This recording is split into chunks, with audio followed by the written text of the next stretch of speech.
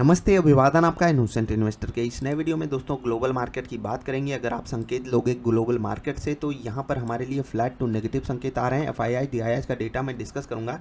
पहले एक चार्ट आपको दिखाना चाहूँगा। ये है जैसे कि यूएसडी आईएनआर का चार्ट होता है ना, ठीक है, United state dollar Indian national rupees.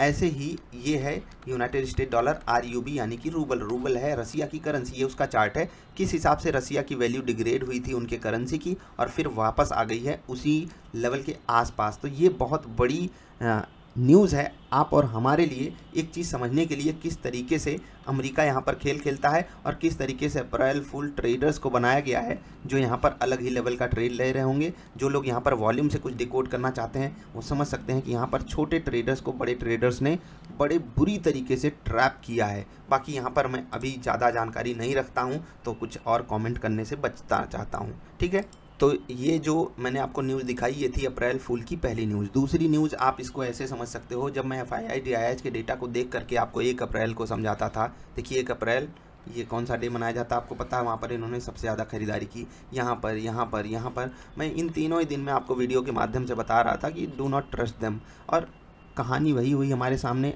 यहाँ पर भी उनकी तरफ से बिकवाली हुई है, यानी कि आखिरी ट्रेडिंग सेशन में इन्होंने भी प्रॉफिट बुकिंग ही करना प्रेफर किया है, यानी कि उन्होंने भी अपनी पोजीशन को काटा ही है, ठीक है। नेट इनकी तरफ से ट्रांजैक्शन ज़्यादा हुआ। अगर आप ओवरऑल इस महीने में डेटा देखोगे 4,500 करोड़ की बिकवाली कर चुके हैं एफआईआई। लगातार उनकी बिकवाली जारी है। टीआईआई ने भी 4,000 करोड़ का सपोर्ट दिया है हमें। अच्छी बात पता है यहाँ पर क्या है, रिटेल इन्वेस्टर्स कल जो बाज़ार पॉजिटिव हुई, ठीक है, कल जो बाज़ार बढ़िया चली उसमें जो रिटेल का पार्टिसिपेशन है वो बड़े लेवल पे है। क्योंकि यहाँ से अगर आप देखोगे तो 500 करोड़ तो रिटेल इन्वेस्टर डाला ही है, ये तो आप समझ सकते हो। प्लस इन दिनों में जिस तरीके से बाज़ार चली है लोअर लेवल्स पे उसको सपोर्ट मिला है, बिना रिटेल इन्वेस्टर के पॉसिबल भी नहीं था। निर्मला जी ने भी इसको आकर के हमारे सामने रखी है बात, और मैं आपको ये बात पिछले कई दिनों से बता भी रहा हूँ। यहाँ पर क्या उसके नेगेटिव इम्पैक्ट्स हो सकते हैं हम उसको आपको कभी समझाएंगे, लेकिन एफआईआई ने भी हमको अप्रैल फुल बनाया, ये तो आप यहाँ से डिकोड कर सकते हो।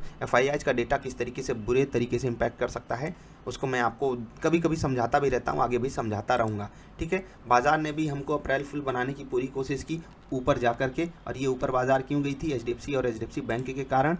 और मैंने बहुत बोल्ड डिसीजन वहाँ पर लिया था, और कभी कभी ये डिसीजन लेना ज़रूरी भी होता है आप सबको बचाने के लिए। मैंने आपसे कहा था ये फालतू की हाइप है, फालतू का ड्रामा है, ये सब चीज़ें जो होती हैं ना। यहाँ पर आप देखिए जिस हिसाब से बिल्डअप हुआ था सबको पहले से पता है, वो आपको ट्रैप करके बाहर निकल जाएंगे।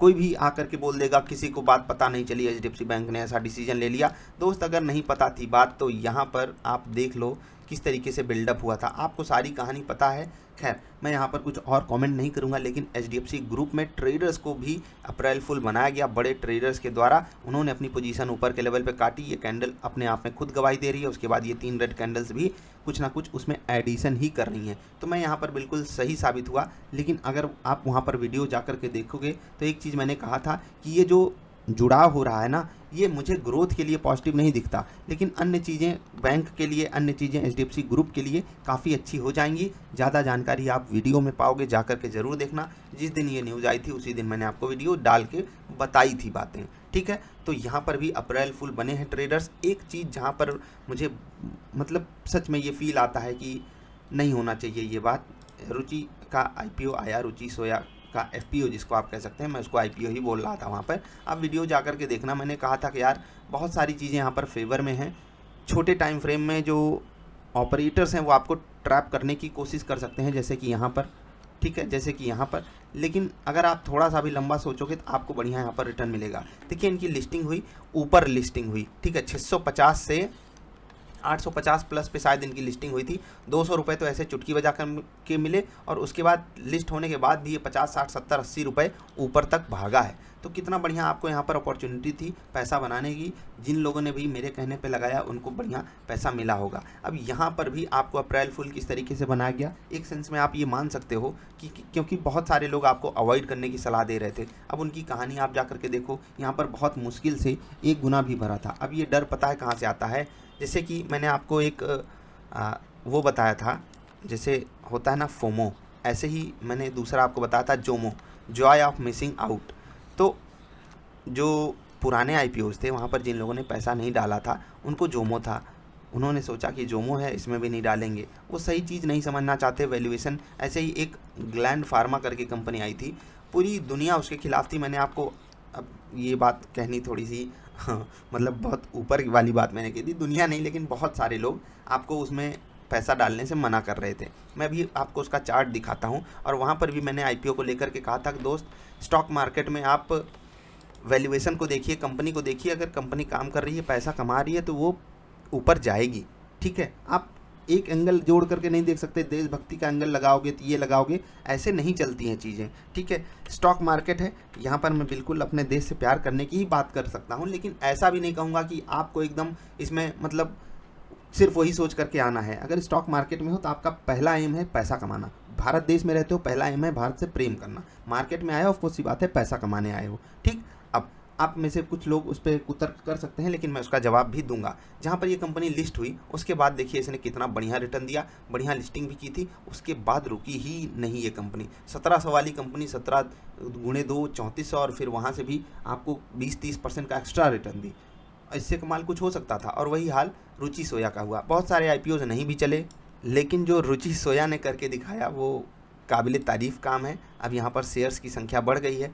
ऑपरेटर्स का जो गेम है वो थोड़े कम लेवल पे होगा, लेकिन जिस हिसाब से अभी यहाँ पर ट्रेड हुआ है पिछले 3 दिनों में, खासकर पिछले सेशन में, ये तो पहला ही दिन था, ट्रांजैक्शन यहाँ पर ऑफकोर्स सी बात है ज़्यादा ही होना था, लेकिन अब यहाँ पर ट्रेडिंग कैसे होती है वो देखना काफ़ी इंटरेस्टिंग होगा। ठीक है, अब एचडीएफसी बैंक और एचडीएफसी के स्टॉक को लेकर के काफ़ी सवाल आए हैं, ऊपर के लेवल से ये गिर चुका है। तो दोस्त मैं आपको बताऊं, 1466 ये रहेगा एचडीएफसी बैंक का लेवल, जहां पर इसके लिए एक परफेक्ट सपोर्ट अवेलेबल है। मुझे नहीं पता अगर वहां तक मिल जाए तो।